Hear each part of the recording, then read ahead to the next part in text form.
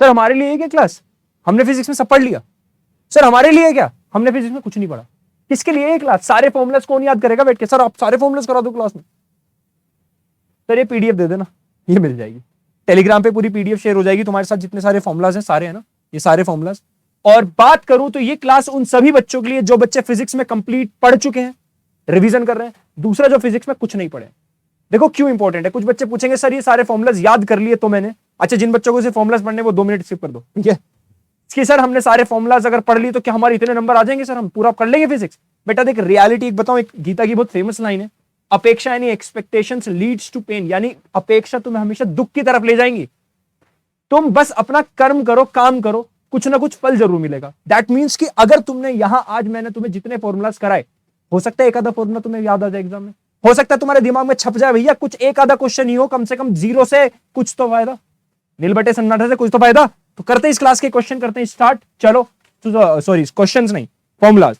तो पहले पेज में मैंने जो लिखी हुई है ये चीजें, इनमें से तुम्हें कुछ गिवन होंगी, कुछ नहीं होंगी, बट बेसिक बेसिक बातें तुम्हें पता होनी चाहिए। स्पीड ऑफ लाइट कितना होता है, ठीक है, तुम्हें ये पता होनी चाहिए। प्लैंक कांस्टेंट कितना होता है, ग्रेविटेशन कांस्टेंट कितना होता है, Boltzmann, molar gas, Avogadro, charge of electron, permeability, mu naught तुम्हें पता होना चाहिए। ये वो चीजें हैं, ये सारी तुम्हें खैर पीडीएफ में मिलेंगी। मेन फॉर्मुलाज पाता हूं अभी तो खैर, ये बेसिक कॉन्स्टेंट्स वाली चीजें देख लो, कॉन्स्टेंट वाली चीजें सिर्फ देख लो, मेन आते हैं फॉर्मुलाज पे। तो शुरुआत करते हैं सबसे पहले चैप्टर से, जहां तुम्हारा वेक्टर। वेक्टर के अंदर सबसे पहले ही फॉर्मुला तुम्हारा क्या, तुम्हें पता होना चाहिए वेक्टर की रिप्रेजेंटेशन कैसे होती है। तुम्हें वेक्टर का मैग्नीट्यूड निकालना आना चाहिए। मैग्नीट्यूड कैसे निकालते हैं? कोई भी वेक्टर लिखा उसके आई जे के कैप के साथ जो चीजें लिखी उनका अंडर रूट करके स्क्वायर कर दो, दैट्स इट। डॉट प्रोडक्ट आनी चाहिए, A dot B equals to A B cos theta, ये पता होना चाहिए। तुम्हें यूनिट वेक्टर निकालना आना चाहिए। यूनिट वेक्टर क्या लिखोगे? ए वेक्टर इक्वल्स टू ए का magnitude into unit vector A cap, ये पता होना चाहिए तुम्हें। क्रॉस प्रोडक्ट पता होनी चाहिए, ए क्रॉस बी क्या होता है, ए क्रॉस बी क्या होता है, A B sine theta N cap, और साथ में मल्टीप्लाई कैसे की जाती है। देखो डॉट प्रोडक्ट में बहुत आसान है, सिंपल जो तुम मल्टीप्लाई करते थे वही करना है। क्रॉस प्रोडक्ट के अंदर तुम्हें पता है डिटर्मिनेंट निकाला जाता है, लेकिन नीट वाले बच्चों को डिटर्मिनेंट नहीं, किसी को नहीं आता। तो सिंपल बेटा मल्टीप्लाई जब तुम करोगे तुम्हें पता है आई क्रॉस जे इक्वल्स टू के कैप, तो ये बात इंपॉर्टेंट याद रखना। चलो अगले पे चलते हैं। 33 करेंगे। एवरेज ऑन इंस्टेंटेनियस वेलोसिटी सबको पता होना चाहिए। इसमें एक एक्स्ट्रा फॉर्मुला मैं लिखवाना जा रहा हूं, एक एक्स्ट्रा फॉर्मुला तुम्हारा ये लिख लो, जो बहुत बार पूछा गया है नीट वाले बच्चों से। तो देखो ये एस एन एथ you plus A by two 2n minus 1। देखो अगर तुमसे इंस्टेंटेनियस वेलोसिटी पूछ ली जाए तो तुम कर सकते हो ds बाई dt। तुमसे इंस्टेंटेनियस एक्सेलरेशन पूछ लिया जाए तुम कर दोगे dv बाई dt। बट तुमसे इंस्टेंटेनियस डिस्प्लेसमेंट पूछ लिया जाए तो u plus A by two 2n minus 1। nth time के लिए तुम डिस्प्लेसमेंट निकाल रहे हो, ठीक है। बाकी तुम्हारा तुम्हें इक्वेशन ऑफ मोशन पता ही है तीनों की, v equals to u plus at equals to ut plus half t square v square minus u square equals to 2as। Average velocity का फॉर्मूला सबको पता है, total displacement upon total time. Average speed का formula पता है, total distance upon total time. चलो अगले question पे बढ़ते हैं बिना टाइम बर्बाद करते हुए। अगला क्वेश्चन तुम्हारा रिलेटिव वेलोसिटी से। रिलेटिव वेलोसिटी के फॉर्मूले सबको पता है, V A B equals to V A minus V B, that's it, और कुछ नहीं सोचना, ठीक है। प्रोजेक्टाइल मोशन के अंदर वैसे तो कॉन्सेप्चुअली तुम्हें चीजें करनी है, बट जो बच्चे अब बिल्कुल 0 है उन बच्चों के लिए तो फॉर्मूला ही काम आने वाला है। प्रोजेक्टाइल मोशन का फॉर्मूला अगर मैं बात करूं, सिंपल टाइम पीरियड निकालने के लिए 2u sin थीटा अपॉन जी। थीटा कौन सा? जिससे वो प्रोजेक्टाइल फेंका गया, ठीक है। रेंज का formula u square sin 2 theta upon g. sin 2 theta का फॉर्मूला होता है 2 sin theta cos theta. Height का फॉर्मूला मैक्सिमम हाइट की मैक्सिमम कितना गया ये u square sine square theta upon g. तो ये तुम्हारे सारे फॉर्मुलाज हैं। ये वाला फॉर्मूला बहुत कम पूछा जाएगा, इसे बोलते हैं इक्वेशन ऑफ ट्रेजेक्टरी। इससे तुम किसी भी पॉइंट का निकाल सकते हो कहां पे ऑब्जेक्ट। तो देख लो y equals to x tan theta minus g upon 2u square cos square theta x square, ठीक है। अगला एक और चीज, न्यूटन्स लॉज एंड फ्रिक्शन। इस वीडियो के अंदर मैं तुम्हें काम की चीज बता दूं, इस वीडियो को हम बस 20 मिनट की रखेंगे और 20 मिनट में हम सारे मैकेनिक्स के फॉर्मूले कर लेंगे। इसी तरह फिर 20 मिनट में हम सारे इलेक्ट्रोस्टैटिक्स ऑप्टिक्स के फॉर्मूले कर लेंगे। फिर इसी तरह 20 मिनट में पूरा जो बाकी बचा पार्ट है उसके फॉर्मूले खत्म कर लेंगे। तो हम 20-20 मिनट यानी 1 घंटे के अंदर तुम पूरी फिजिक्स के फॉर्मूले सारे याद कर लोगे। याद करना, देखो सोचो अगर तुम बायो के स्टूडेंट है, तुम कहते हो सर हमें नीट में फिजिक्स नहीं हो पाती क्योंकि हमारी मैथ्स वीक है, तो कम से कम तुम्हारे अंदर बायो करने का तो हिम्मत है। बायो मतलब तुम याद तो कर सकते हो अच्छे से, और याद कर सकते हो तो करो याद, खत्म बात। लिटरली बता रहा हूं, बहुत सारे क्वेश्चन नीट में फिजिक्स डायरेक्ट फॉर्मूला बेस्ड आते हैं, तुमने फॉर्मूला कर लिया खत्म हो गया। मैं ये नहीं बोलूंगा पूरे नंबर आ जाएंगे, बट हाँ बहुत सारे क्वेश्चन तुम कर सकते हो। चलो आगे देखो, लीनियर मोमेंटम क्या होता है, M V, Newton first law, inertial frame, ये तुम्हें कुछ नहीं करना। इनर्शियल नॉन इनर्शियल फ्रेम का ध्यान रखना, जिस बच्चे को पता है अच्छी बात है। इनर्शियल फ्रेम के अंदर तुम डायरेक्ट कर दोगे चीजें, न्यूटन लॉज वैलिड हो जाएंगे। नॉन इनर्शियल फ्रेम के अंदर तुम्हें सूडो फोर्स ऑपोजिट डायरेक्शन में ऐड कर देनी है। सूडो फोर्स क्या है सर? जब बात करूंगा सेंट्रीपिटल की तो सूडो फोर्स लग जाएगी mv स्क्वायर बाय आर, है ना, mv स्क्वायर बाय आर। और जब बात करूंगा मैं एक्सेलरेशन की तो सिंपल मास इनटू एक्सेलरेशन, तो सूडो फोर्स लग जाएगी m में, ठीक। आ जाओ क्वेश्चन पे। फ्रिक्शनल फोर्स का स्टैटिक फ्रिक्शन है तो mu S N, kinetic friction है तो म्यू के एन, ठीक। Banking angle V square upon R G tan theta, direct ही पुट करना, ये वाला रहने देना, V square upon R G equals to tan theta, ये का छोड़ो। Centripetal force M we square by R, ठीक, centripetal acceleration V square by, pseudo का याद मत करो, सेम ही होता है, ठीक है, बस ऑपोजिट डायरेक्शन में ऐड कर देना, खत्म, आगे बढ़ते हैं। Minimum speed to complete vertical circular motion, किसी भी वर्टिकल सर्कुलर मोशन को ये कम करने के लिए जब ऑब्जेक्ट जस्ट नीचे होता है, देखो इसे फील कराता हूं तुम्हें, जिनको नहीं आता उन्हें बताता हूं। एक सर्कल है, मान लो तुमने एक धागा लिया, ऐसे घुमा रहे हो, तो धागे का जब नीचे होता है यहां इस पॉइंट पे, इससे आगे जाता है, इस पॉइंट की जो वेलोसिटी है वो कम से कम √5 होनी चाहिए, तभी वो ऊपर कंप्लीट कर पाएगा सर्कल, ठीक है।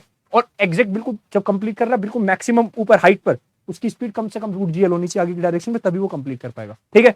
आगे कॉनिकल पेंडुलम का टाइम पीरियड का formula 2πL cos theta upon g, ये याद कर लेना, ये इंपॉर्टेंट है।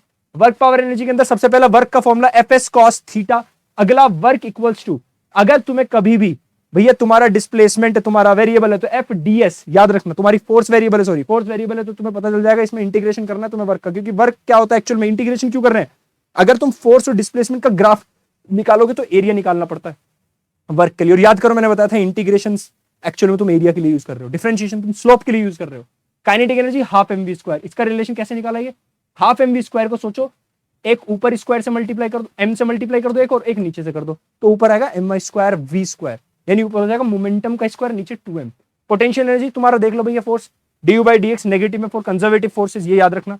पोटेंशियल एनर्जी सिर्फ कंजर्वेटिव फोर्सेस के लिए डिफाइन है, कंजर्वेटिव फोर्सेस जिसको नहीं पता सुन लो, जब तुम्हारा वर्क डन इनिशियल और फाइनल पोजीशन पर ही डिपेंड करता है, बस उसके रास्ते पर डिपेंड नहीं करता, ऐसी फोर्सेस को बोलते हैं conservative forces. Non conservative forces का सबसे बड़ा एग्जांपल है तुम्हारा फ्रिक्शन, और तुम्हारा potential energy gravitation potential energy mgh, spring potential energy half k x square. Work energy theorem सुन लो क्या होती है भैया, work done by conservative forces, work done by non conservative forces, work done by external forces, work done by pseudo forces equals to change in kinetic energy, यही है तुम्हारा क्या work energy theorem. But mostly ज्यादातर क्या होगा बताता हूं, direct तुम्हारा वर्क इक्वल्स टू डेल्टा के, एक दो ही वर्क सूडो वूडो वाले दिए नहीं जाते ना, देख लो यार वर्क इक्वल्स, ठीक।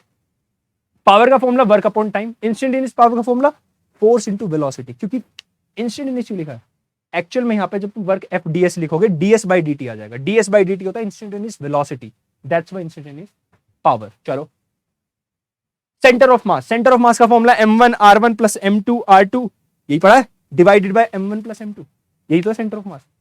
लेकिन कभी कभी centre mass is not moving, जब सेंटर ऑफ मास रेस्ट में रहता है, मान लो ये पेन है यही रखा है, एक आदमी नाव है, नाव पता ना नाव, चलो नाव दिखा देता हूं तुम्हें, समझा देता हूं, ये मान लो तुम्हारी नाव, एक आदमी यहां खड़ा है, ये कूद गया आगे की तरफ, नाव रेस्ट में थी, जब ये आगे कूदेगा तो पीछे फोर्स लगाएगा तो नाव इधर जाएगी, तो सेंटर ऑफ मास ऐसे में एक्सटर्नल फोर्स जीरो थी, एक्सटर्नल फोर्स जीरो होती है तो सेंटर ऑफ मास रेस्ट में रहता है। अगर सेंटर ऑफ मास रेस्ट में तो direct formula m1r1 equals to m2r2, खत्म, ठीक है, यहां से डायरेक्ट फॉर्मूला होगा, ठीक। m1 m2 को सेपरेट कर दिया कुछ डिस्टेंस से, तो डायरेक्ट तुम निकाल सकते हो, पॉइंट ये तुम्हें दिए हुए हैं, ठीक।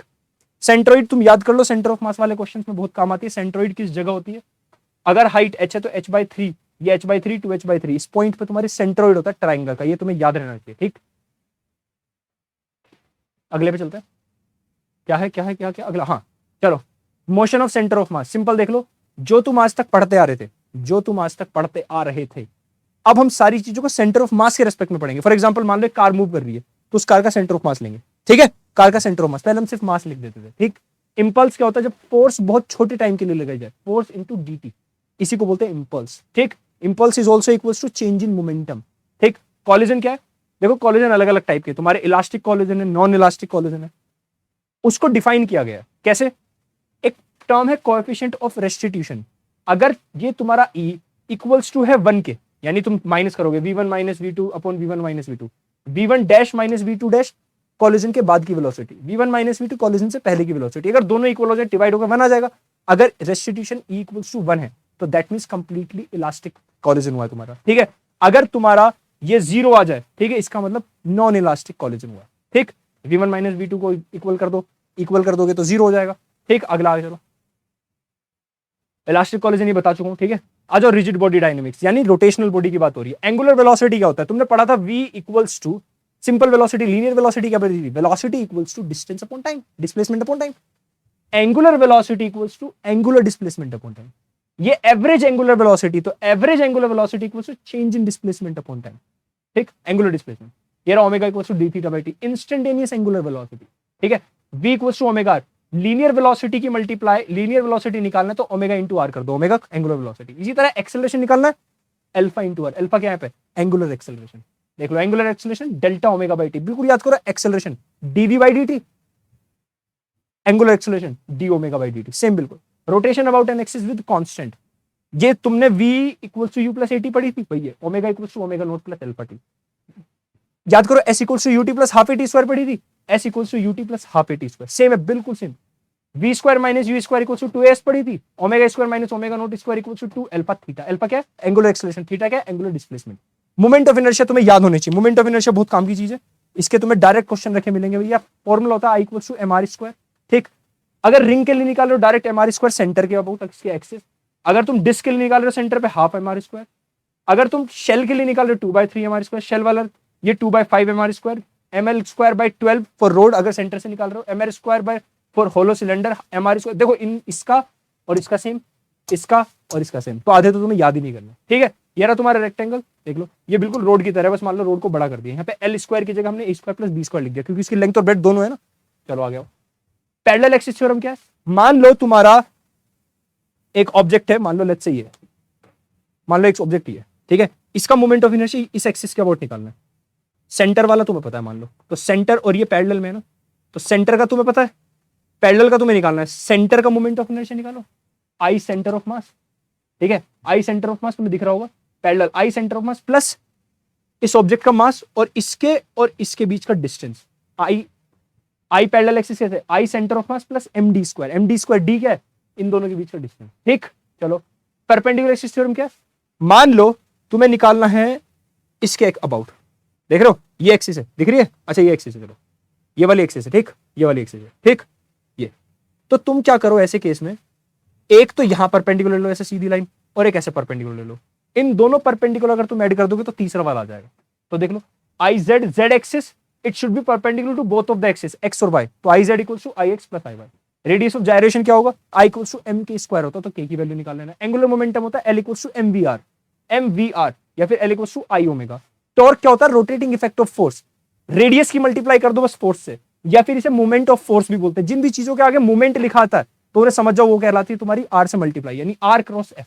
अगर इसका फॉर्मूला लिखोगे torque equals to R F sine theta N cap, torque is also equals to rate of change of momentum. याद करो फोर्स का फॉर्मूला न्यूटन सेकंड लॉ में पढ़ा था, D P by D T, change in momentum upon time, angular momentum upon time, यानी torque कुछ कुछ similar force जैसा है, ठीक है। Torque is also equals to I alpha.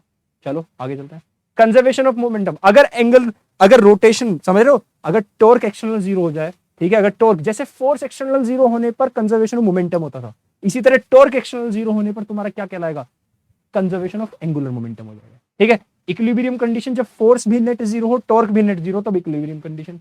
Kinetic energy rotation में कैसे होगी, वहां होती थी हाफ एम वी स्क्वायर, क्या इनर्शिया और मास लगभग सेम जैसी चीज है समझने में, तो यहाँ हाफ आई ओमेगा स्क्वायर, ठीक है, ये मैं बड़ा बता चुका हूं। ग्रेविटेशन पहला ही formula F equals to gm1 m2 upon r square, g is gravitation constant, m1 m2 इन दोनों का मास इज r, इन दोनों के बीच का distance. Potential energy minus gmm upon r square, मान लो तुम किसको लेके आ रहे हो, उसकी पोटेंशियल एनर्जी की बात हो रही है। ग्रेविटेशन एक्सेलरेशन क्या होता है, छोटा वाला g which is equals to 9.8, it's equal to gm upon r square. देखो मुझे लगता है बहुत तेज बोल रहा हूँ, लेकिन मैं इस चीज को कम से कम टाइम में खत्म करना चाहता हूँ। जिन बच्चों को ज्यादा स्पीड तेज लग रही है थोड़ा स्लो कर देना, ठीक। आगे क्या है, जी इनसाइड, अगर तुम्हारी बॉडी अर्थ के अंदर चली जाए तो फॉर्मूला आएगा g1 minus h upon r। अगर तुम्हारी जी बाहर की तरफ निकाल रहे हो तो तुम g1 minus 2h upon r। तो इससे ये प्रूफ हुआ है, ग्राफ भी बनाया जाता है कि g मैक्सिमम होता है सरफेस पर, अंदर जाओगे तो भी कम, ऊपर जाओगे तो भी कम, ठीक। आगे चलते हैं, अगर रोटेशन हो जाए अर्थ का तो इफेक्ट क्या पड़ता है, तो ये mg minus M omega square r cos square theta, ये फॉर्मूला यूज करते हैं अगर तुम्हें निकालना है। m से m सब कट जाएंगे तो g डैश की वैल्यू आ जाएगी अगर रोटेशन हो रहा है। ऑर्बिटल वेलोसिटी क्या होती है, v naught equals to root gm upon r, यानी किस वेलोसिटी से अर्थ के अराउंड कोई सैटेलाइट ऑर्बिट में रहती है, ठीक है। और एस्केप भगा देना उसे तो दुगना कर दो, 2gm by r, खत्म। कैपलर्स लो पहला वाला क्या कहता है, सभी इलेप्टिकल ऑर्बिट में घूमते हैं। दूसरा वाला क्या कहता है, dl by dt equals to 0 होता है, एरियल वेलोसिटी कांस्टेंट होती है एक्चुअल में, है ना, यानी इक्वल इंटरवल में इक्वल एरिया ट्रेवल करता है, कवर करता है। एक होता है टाइम पीरियड का formula, T square proportional to R cube, वहां से तुम्हें ये निकल के आया formula T square equals to 4 pi square upon gm a cube, ठीक है। ये तीसरा। अगला सिंपल हार्मोनिक मोशन में आ जाओ, पहले ही तुमने पढ़ा होगा Hooke's law, F equals to minus K X, acceleration तुम्हें पता होगा यहाँ पे माइनस ओमेगा स्क्वायर एक्स पढ़ लेते हो तुम, है ना, ये पॉइंट याद रखना, वो याद रखने की जरूरत नहीं। टाइम पीरियड क्या होता है, 2 pi by omega, omega is also equals to 1, समझ रहे हो, 2 pi by omega, T is also equal to 1/f frequency के, तो यहां से तुम्हें 2 पाई √m/k मिल जाएगा। ओमेगा की वैल्यू देखो m/k यहां से निकाल सकते हो तुम, ठीक। आ गया डिस्प्लेसमेंट, डिस्प्लेसमेंट कितना तुम्हारा x equal to a sin omega t plus five, यहाँ पे प्लस फाइव, ये फेज कांस्टेंट तुम्हारा, ये सारी चीजें दी हुई है, फेज डिफरेंस, फेज कांस्टेंट, सारी चीजें समझ लेना। इसी को डिफरेंशिएट करो, वेलोसिटी आ जाएगी, वेलोसिटी आई a ओमेगा, इसको डिफरेंशिएट कर लेना, a omega cos omega t plus five, ठीक है। इसी को डिफरेंशिएट कर दो, तुम्हारा एक्सेलरेशन भी आ जाएगा, ठीक है। अभी हाँ वो नहीं करेंगे acceleration. Potential energy half k x square, वो स्प्रिंग वाली, ठीक है। Kinetic energy half mv square, mass की बात हो रही है। चलो टोटल एनर्जी कितनी होगी भैया, potential plus kinetic, potential plus kinetic करके आएगी half m omega square plus ao, half m omega square a square, amplitude का square, a for amplitude. Simple pendulum का formula t equal to 2 pi l/g होता है, conical pendulum का l cos θ/g था, दोनों में डिफरेंस सुन लो। फिजिकल पेंडुलम ये रहा तुम्हारा 2 पाई mgl, ठीक, mgl यानी इसकी पोटेंशियल। टॉर्जनल पेंडुलम याद रख लेना, ये तुम्हारी इसे घुमाओगे गोल तो ये वापस घूम के वापस आने की कोशिश करेगी, 2 पाई i/k, i मतलब मोमेंट ऑफ इनर्शिया, k मतलब इसकी स्प्रिंग कांस्टेंट। आ गया जाओ, स्प्रिंग इन सीरीज, सीरीज में स्प्रिंग बिल्कुल तुम्हें याद करो, तुमने रेजिस्टेंस इलेक्ट्रिक स्टेट्स में पढ़ा हुआ है, अगर तुम यहाँ पे पढ़ोगे इसे तो 1/k इक्विवेलेंट तुम्हारा बिल्कुल रेजिस्टेंस वाला, इलेक्ट्रिसिटी वाला चैप्टर है इलेक्ट्रिक स्टेट्स, वहां पे तुम रेजिस्टेंस के क्वेश्चन करते हो, 1/r equal to 1/r1 plus 1/r2, वो पैरेलल के लिए था, यहाँ पे उल्टा सीरीज के लिए, यहाँ पे पैरेलल के लिए बिल्कुल उल्टा हो जाएगा जो वहां सीरीज के लिए होता था, ठीक है। आज सुपरपोजिशन ऑफ 2 SHM, अगर 2 SHM का सुपरपोजिशन कर दे तो ये क्या आता है, एक x1 दी हुई, एक x2 दी हुई, दोनों की इक्वेशन, दोनों को ऐड कर दो, इनका एम्पलीट्यूड का नेट निकालो तो a1 square plus a2 square plus 2a1 a2 cos, ठीक है। क्लियर हुआ। तो आगे लास्ट पे आ चुके हैं प्रॉपर्टीज ऑफ मैटर, जो तुम्हारे यहाँ पे मॉड्यूलस ऑफ रिजिडिटी पता होगा तुम्हें, यंग्स मॉड्यूलस की बात की जा रही है। Young's modulus is equal to stress upon strain f/a upon delta l/l होगा, मैं बहुत तेज बोल रहा हूँ ना, कोई बात नहीं। बल्क मॉड्यूलस तुम्हारा माइनस v डेल्टा p/v होगा, डेल्टा v तुम्हारा n तुम्हें दिया हुआ है f/a थीटा होगा, बोल लो भैया, ईटा बोलते हैं इनको, है ना, ईटा बोलते हैं। कंप्रेसिबिलिटी तुम्हें दे दिया भैया, बल्क मॉड्यूलस का उल्टा कर दो, कंप्रेसिबिलिटी क्या दिया जाएगा, ठीक है। पॉइजन्स रेशियो क्या होता है तुम्हारा, lateral strain upon longitudinal strain which is equal to delta d/d upon delta l/l। Elastic energy क्या होती है तुम्हारा, half into stress into strain into volume, इसे u अपॉन v कर लो, यहाँ पे लेना potential energy per unit volume, half into stress into strain. वैसे तुम इसे याद रखो, इलास्टिक पोटेंशियल एनर्जी होती है तुम्हारी u equal to half into stress into strain into volume. Stress और स्ट्रेन के फॉर्मूला, स्ट्रेस का फॉर्मूला f/a, स्ट्रेन का फॉर्मूला डेल्टा l/l, ये तो यहाँ से गिवन है। सरफेस टेंशन होता है force per unit length, surface energy होता है surface energy per unit area. तुम्हारा एक्सेस प्रेशर जो होता है किसी बबल में वो होता है तुम्हारा 2s/r, और सोप में होता है 4s/r, सोप में क्योंकि दो फिल्म बन जाती है ना।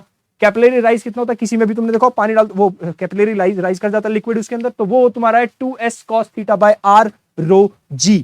सो लास्ट पे आ चुके हैं बिल्कुल, हाइड्रोस्टेटिक प्रेशर तुमने पढ़ा होगा rho gh, ये तो तुमने 9th क्लास में पढ़ लिया होगा, पर कोई बात नहीं फिर पढ़ लो। बाइंड फोर्स तुम्हें पता है क्या होती है, बाइंड फोर्स जो ऑब्जेक्ट पर पानी फोर्स लगा रहा है ऊपर की डायरेक्शन में, वही तो है बाइंड फोर्स, रो वी जी, ठीक है। वेट ऑफ डिस्प्लेस लिक्विड, एक बात ध्यान रखना ये बहुत इंपॉर्टेंट है, वॉल्यूम तुम्हारा लिक्विड का जो डिस्प्लेस हुआ और जो ऑब्जेक्ट अंदर गया वो दोनों सेम है, ये बात याद रखना बहुत इंपॉर्टेंट है, ठीक है। बट फोर्स कौन लगा रहा है, पानी लगा रहा है, ऑब्जेक्ट अंदर क्या उससे मतलब नहीं है, तो बहुत इंपॉर्टेंट चीज है। इक्वेशन ऑफ कंटिन्यूटी क्या होती है भैया तुम्हारे, a1 v1 equal to a2 v2, ठीक है। वेलोसिटी कम करोगे एरिया बढ़ेगा तो वेलोसिटी कम हो जाएगी, वो तुमने एग्जांपल भी देखा, पाइप को ऐसे दबा दो, ठीक है। इसके बाद तुम्हारी बर्नौलीज इक्वेशन, जिसके ऊपर तुम्हारी बहुत सारी दुनिया में प्लेन उड़ रहा है, बॉल स्विंग हो जाती है, बहुत सारी इक्वेशन उस चीज पर काम हो रही है, तो pressure plus half rho V square plus rho G H हमेशा कांस्टेंट होगा। टॉरसिलीज थ्योरम क्या है, तुम्हारी वेलोसिटी ऑफ इफ्लक्स जो होगी वो √2gh होगी।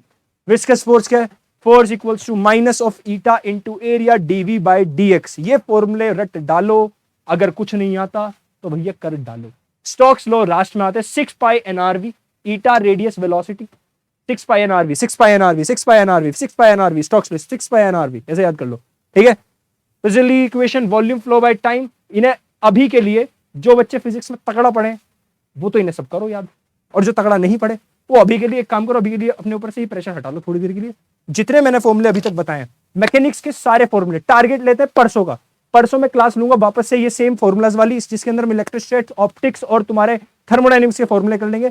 तब बताना कमेंट सेक्शन में कि कितने, वो लाइव कर दूंगा ना, तो तब बताना मुझे कमेंट सेक्शन में कितने बच्चों ने ये सारी चीजें कर ली हैं। चलो तब तक के लिए टाटा, अलविदा।